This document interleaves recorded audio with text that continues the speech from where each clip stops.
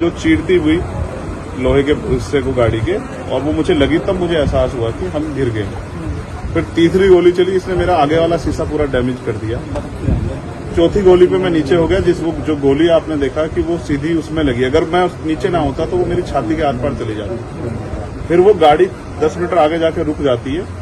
वो दो हवा में फायर करते हैं जैसा मैंने देखा, और फिर उन्होंने फिर हमारी गाड़ी फायर किया। वो गाड़ी के वो फायर जो है गाड़ी के नंबर प्लेट पे लगी। मेरा यह मानना है उनको ऐसा लगा होगा कि हमने जो काम करने आए थे वो कर दिया, अब ये मर गया शायद, जैसा पहले कई घटना में हो। फिर वो शायद सरेंडर करने के मूड में थे, लेकिन जैसे ही मनीष ने गाड़ी को मेरे कहे से यू टर्न लिया, उनको समझ आया कि जिंदा है, तो वो वहां से भागे। हमने पुलिस को बताया कि ये गाड़ी का नंबर है, फिर उन्होंने उसको इंक्वायरी किया। पुलिस के अच्छे अधिकारी यहाँ हैं, उम्मीद है वो अच्छा काम भी करेंगे।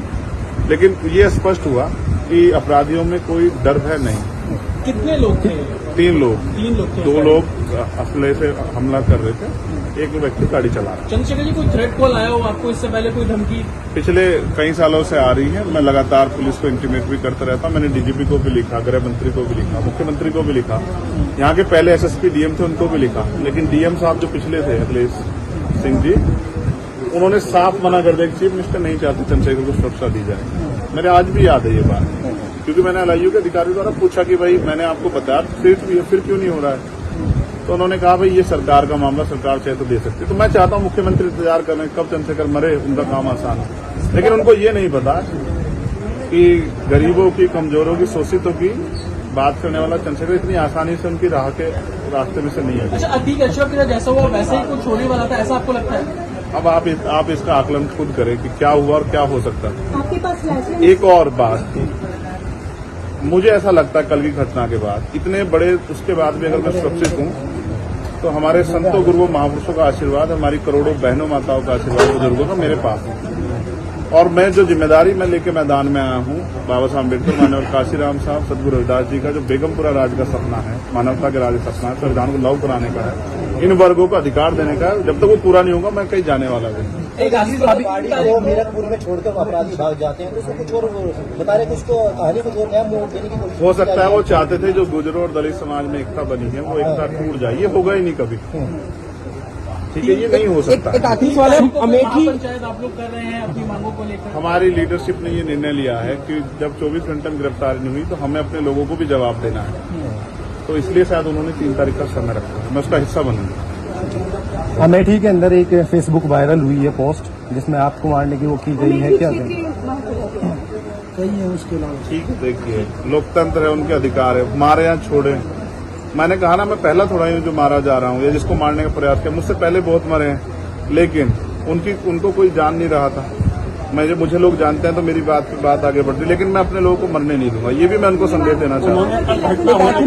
पोस्ट किया है अमेठी क्षेत्रीय महासभा से कि इस बार तो बचिए, अगली बार नहीं बचे। देखो, मैं गोली से डरता नहीं, मैं गोली से, बंदूकों से नहीं डरता हूँ। मैं संवैधानिक रास्ते से चलता हूँ, संविधान को मानता हूँ। गोली चलाने वालों को भी कहना चाहता हूँ कुदरत उनको सद्बुद्धि दे, गलत जगह पंगा ले रहे हैं। मैं झगड़ा नहीं चाहता, मैं अपने लोगों को भी कह रहा हूँ कल से शांति बना रखो और संविधान के रास्ते चलो। वो हमें डिस्टर्ब करना चाहते हैं कि जो हम राजनीतिक ताकत हमारी बन रही हो कमजोर हो जाए, हम दूसरी दिशा चले जाएं। लेकिन ये भी एक अटूट सत्य है कि हम संविधान के जरिए जवाब देना जानते हैं, और किसी को गलतफहमी हो तो वो गलतफहमी सुधारने का समय, वो क्यों वो कर रहे थे, वो पाला किस लिए? मुझे ही तो मारना है ना, वो बता दे मैं चला जाऊंगा मरने, मगर मेरे लोगों के साथ कोई खेलना खेले। मैं तैयार हूं, अगर मेरे मरने से हमारा आंदोलन आगे बढ़ता, हमारे लोग खड़े होते, मुझे कोई दिक्कत नहीं है। लेकिन उनको ये समझना चाहिए कि ये आज लोकतंत्र है। गोली की भाषा से एक चंद्रशेखर मरेगा तो क्या हो जाएगा, हजारों चंद्रशेखर पैदा हो जाएंगे। ये समाज, बहुजन समाज तो उपजाऊ समाज है, एक मरेगा 1000 पैदा हो, कितने चंद्रशेखर मारोगे? मारो, गोलियों में सत्ता का संरक्षण आपको है, मुख्यमंत्री आपका अपना है, खूब चंद्रशेखर को मारो, हर जिले से चंद्रशेखर पैदा हो। पहली घटना आपके साथ बाबा साहब अम्बेडकर और मानव काशीराम साहब को सपना पूरा करे बगैर संविधान को लागू करवाए हम लोग जाएंगे नहीं। चंद्रशेखर भाई, पहली घटना आपके साथ मुजफ्फरनगर में हुई, दूसरी अब देवबंद में हुई, कि आप लगता है कि आसपास का क्षेत्र उससे पहले बुलंदशहर में? अगर पहली घटना पे ठोस कार्रवाई हो जाती तो अपराधियों के हौसले कमजोर होते हैं। लेकिन मैंने कहा ना कि एक रानी का नहीं, प्राइमरी स्कूल के हेडमास्टर का बेटा है, एक गरीब माँ का बेटा है, तो मर जाए क्या फर्क पड़ा, किसी को क्या फर्क पड़ता है? उनका रास्ते काटा आसान से निकल रहा है। तो इसलिए उनको लगा कोई वो नहीं, लेकिन जनता समझ रही है। मेरे एक एक खून का जवाब मेरे लोग जो है ना मुझे संरक्षण देके देंगे एक आखिरी सवाल और सबक सिखाएंगे भारतीय जनता पार्टी की सरकार को, जिसके अब संरक्षण में गुंडे पड़ रहे हैं। एक आखिरी सवाल है, क्या ये पॉलिटिकल अटैक था आपको लगता है? पुलिस जांच कर रही है कि मेरे मरने से किसको फायदा हो सकता है, कौन मुझे चाहता मैं मर जाऊं। पुलिस जांच कर रही है, मुझे उम्मीद है पुलिस फेयर जांच करके कोई मैनिपुलेट करके नहीं, सही जवाब देगी कि उन्होंने ऐसा क्यों किया। चंद्रशेखर का जो कद बढ़ रहा है देश के अंदर, कई मुख्यमंत्रियों ने भी अब ट्वीट किया है, ओवैसी ट्वीट कर रहे हैं, कई और कर रहे हैं, तो इस चीज को क्या ये लगता है कुछ भी गलत होगा तो लोग बोलेंगे। अगर कल मेरी जान ही चली जाती तो लोग फिर भी तो उनको पीड़ा होती, उनको अपना भी देखना है, कल उनके साथ भी हो सकती है। ये लाइन ही विचारधारा ही गलत है कि गोली से वो करो, और ये बीजेपी की भाषा है, गोली मारो सालों को, ये वही उसी को उपजाऊ हो रही है।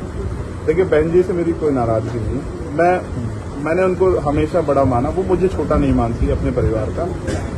उनको ये घटना छोटी लगी, शायद अगर मैं मर भी जाता शायद उनको इसमें कोई शायद बुरा नहीं लगता, मुझे उनसे कोई दुख नहीं है।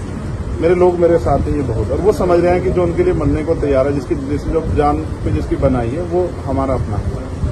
मेरे लोग मेरे साथ खड़े होंगे, मैं सब लगभग सभी दलों के लोग आपसे मिलने आए हैं, कैसा देखते हैं, क्या नहीं, मैं उनका भाजपा के भी विधायक आए मैं हैं। कह रहा हूँ बस सबका धन्यवाद करता हूँ, मगर ये है मैं ये प्रयास करूंगा कि भविष्य में ऐसा किसी के साथ ना, इसलिए लॉ एंड ऑर्डर की कानून व्यवस्था अच्छी होनी चाहिए, मुख्यमंत्री उस पर ध्यान देना चाहिए। बात चंद्रशेखर की नहीं है, बात इस प्रदेश में हो रही हजारों बहनों के साथ जो अस्मतें लुट रही है, हर महीने रेप हत्याएं हो रही हैं, लोगों की जान जा रही है, सब उन पर वो करता है। तो वो मुख्यमंत्री पद में बैठे हैं, अगर वो इसको संभाल नहीं पा रहे हैं तो क्या फायदा, तो उनको इस्तीफा दे देना चाहिए। फिलहाल आप ठीक है, डिस्चार्ज किया जा रहा है? हाँ ठीक है। आपके कार्यकर्ताओं ने आज जो है जगह जगह ज्ञापन दिया है, सहारनपुर में दिया, अगली रणनीति क्या रहेगी किस हिसाब से? कोई रणनीति नहीं, पार्टी के सीनियर लीडर जो तय करेंगे हम लोग उस पर काम करेंगे। और दूसरा, मेरे पीठ में जहाँ गोली लगी है वहाँ ड्रेसिंग जारी है, ठीक है, पहले से आराम है, बस एक जलन और घाव है, जख्म वो तो है ही, सांस लेने में दिक्कत थी, बीपी जो है फ्लक्चुएट हो रहा था, फ्लक्चुएट अप डाउन हो रहा था, वो ठीक है पहले से। ठीक है, चलो ठीक है।